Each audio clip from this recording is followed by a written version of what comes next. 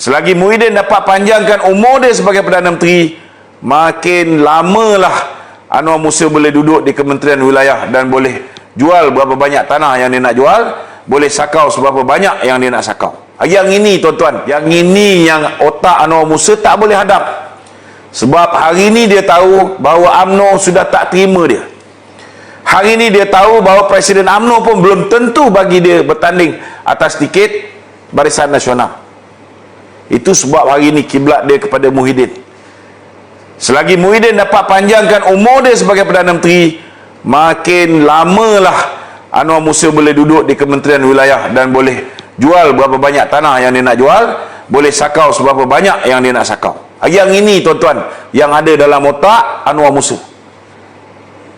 Itu je. Tak ada benda lain. Tapi satu benda saya nak beritahu dengan Anwar Musa. Muhyiddin ini dihantar oleh Mahathir untuk pecah belahkan kita. Dia dah berjaya pecah belahkan UMNO dengan PAS.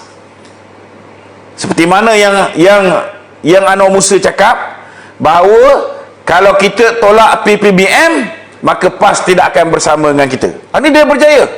Ini rancangan Mahathir. Dah berjaya.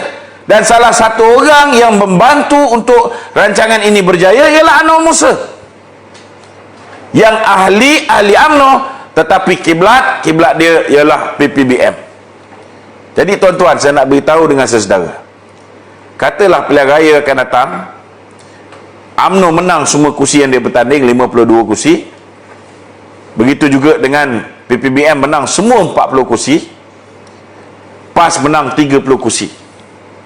Ketika itu Tan Sri Muhyiddin Yassin memohon supaya UMNO memberi laluan sekali lagi supaya dia menjadi Perdana Menteri.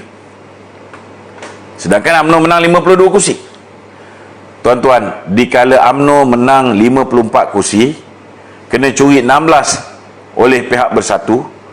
Bersatu curi pula 9 daripada Azmin Ali. Daripada 12 kursi yang masih hidup ahli parlimen PPBM, 6 saja yang menyokong Bersatu. 6 je tuan-tuan yang menyokong Bersatu, yang menyokong Muhyiddin sebagai Perdana Menteri. UMNO terpaksa bagi Muhyiddin jadi Perdana Menteri. Kalau dia dah menang 40 kursi tuan-tuan, di mana kudrat UMNO nak menolak hak Muhyiddin menjadi Perdana Menteri tuan-tuan, sedangkan UMNO menang 52 kursi, majoriti.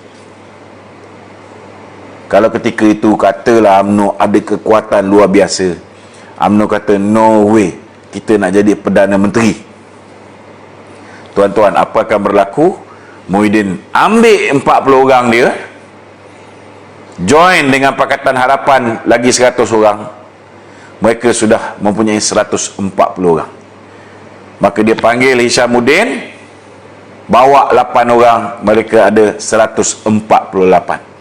Mereka ada 2/3 majoriti di parlimen. Pada ketika itu tuan-tuan, kalau dia kata kita nak pindah perlembagaan persekutuan, kita tak nak lagi Raja-Raja Melayu ni, tuan-tuan, mereka boleh buat.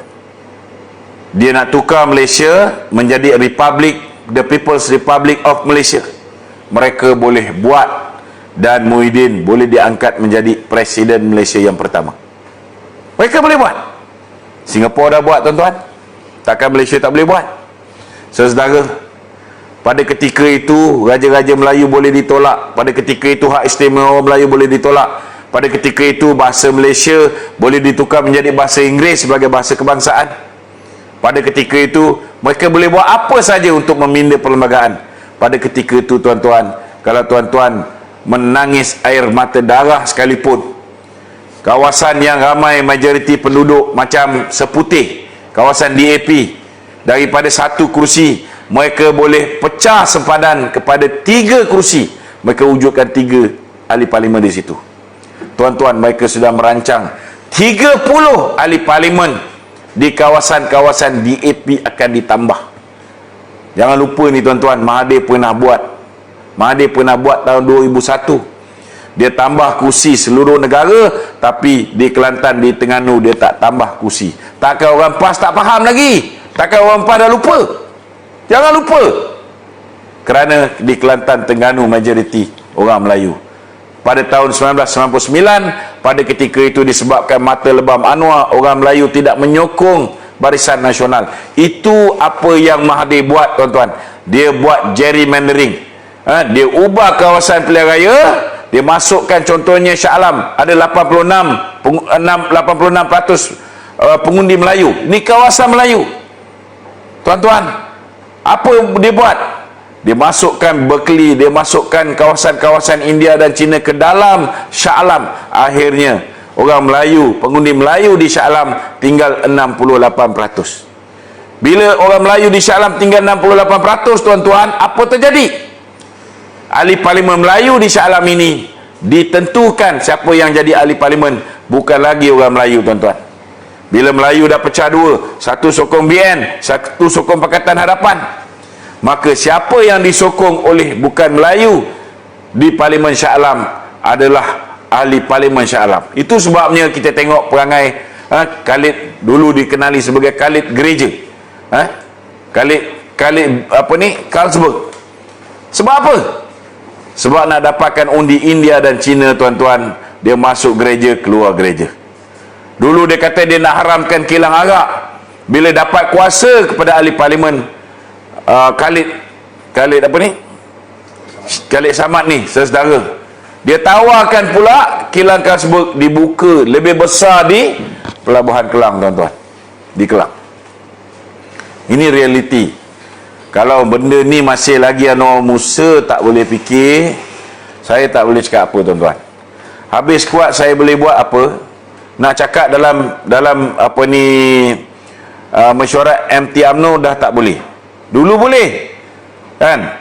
Bila saya membantah apa ni kerjasama dengan Tun Dr. Mahathir, saya dipecat.